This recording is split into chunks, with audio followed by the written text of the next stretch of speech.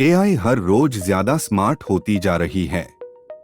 लेकिन क्या आप जानते हैं कि एआई की कुछ सच्चाइयां इतनी खौफनाक है कि साइंटिस्ट्स भी फिक्रमंद है। आज जानिए एआई की 5 हैरतांगेज और खौफनाक सच्चाइयां।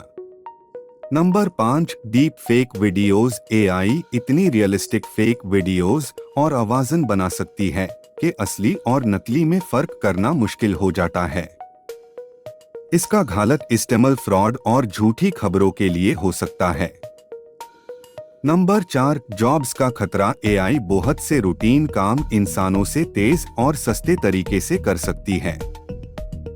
इसी वजह से कुछ नौकरियां कम हो सकती है, जबकि नई स्किल्स की डिमांड बढ़ सकती है। नंबर 3, प्राइवेसी का मसला। एआई सिस्टम्स बहुत ज्यादा डेटा एनालाइज करते हैं। अगर डेटा का गलत इस्तेमाल हो तो लॉग ऑन की प्राइवेसी मुतासिर हो सकती है। Number 2, cyber attacks. Hackers AI का इस्तेमाल ज्यादा एडवांस्ड फिशिंग ईमेल्स या ऑटोमेटेड साइबर अटैक्स के लिए कर सकते हैं, जिससे ऑनलाइन सिक्योरिटी के नए चैलेंजेस पैदा होते हैं।